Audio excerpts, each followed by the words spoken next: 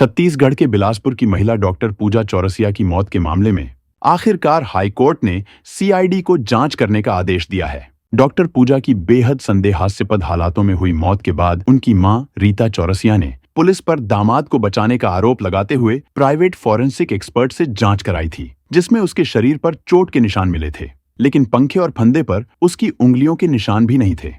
जिला अस्पताल में पदस्थ लेडी डॉक्टर पूजा चौरसिया की 10 मार्च 2024 को संदिग्ध हालात में मौत हो गई थी। शुरुआती जांच में पता चला कि पति डॉक्टर अनिकेत कौशिक और जिम ट्रेनर सूरज पांडे घायल पूजा को प्राइवेट अस्पताल ले गए थे, लेकिन डॉक्टर पूजा की मौत तो पहले ही हो चुकी थी।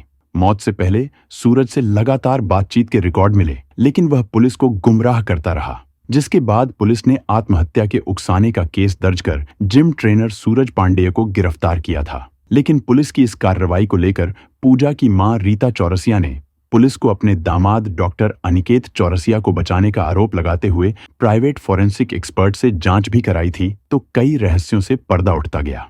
लेकिन इस पर भी जब पुलिस ने कोई कार्रवाई नहीं की, तब उन्होंने हाईकोर्ट में याचिका दायर कर स्वतंत्र एजेंसी से जांच कराने की मांग करते हुए हत्या का अपराध दर्ज करने की मांग की थी। याचिका में कहा गया है कि मृतक भी एक एमबीबीएस डॉक्टर और विवाहित महिला भी। उसके शरीर पर जख्म के निशान मिले हैं, लेकिन पोस्टमार्टम रिपोर्ट में इसका कोई स्पष्टीकरण नहीं किया गया।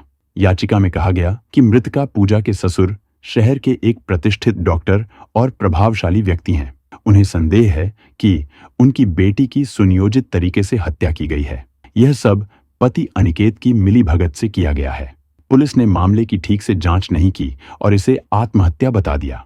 इसके बाद पूजा की मां रीता चौरसिया ने प्राइवेट फॉरेंसिक एक्सपर्ट से जांच कराई, तो खुलासा हुआ कि जिस कमरे में मौत हुई वहां बिस्तर के दाईं ओर पुरुष स्पर्म के निशान थे। बिस्तर पर संघर्ष के कारण बड़े पैमाने पर महिला पुरुष दोनों के बाल थे। जिस पंखे पर फांसी लगाने की बात कही गई थी, उसमें पूजा के फिंगरप्रिंट नहीं थे। मौके पर बियर बॉटल, लोहे की रॉड भी मिली है। एक और चौंकाने वाली बात यह भी है कि पूजा की हाइट 5 फुट 5 इंच थी। बिस्तर से पंखे की ऊंचाई 6 फुट 9 इंच थी, यानी बिना किसी स्टूल या टेबल के फंदा लगाना आसान नहीं है, जबकि मौके पर ऐसा कुछ नहीं मिला। पुलिस की रिपोर्ट में भी इसका जिक्र नहीं है। अपनी बेटी के कातिलों को सजा दिलवाने एक मां ने जिस तरह से संघर्ष किया और पुलिस सिस्टम की पोल खोलने के लिए जिस तरह से प्राइवेट जांच करवाई, इससे पता चलता है कि आम लोगों का भरोसा आखिर सिस्टम से क्यों उठता जा रहा है। मौजूदा हालात में हाईकोर्ट के आदेश से डॉक्टर पूजा को न्याय दिलाने के लिए आशा की थोड़ी सी किरण दिखाई दी है। उम्मीद है सत्य परेशान होने के बाद पराजित नहीं होगा। पूजा के कातिलों को सजा जरूर मिलेगी। ब्यूरो रिपोर्ट, बिगुल न्यूज।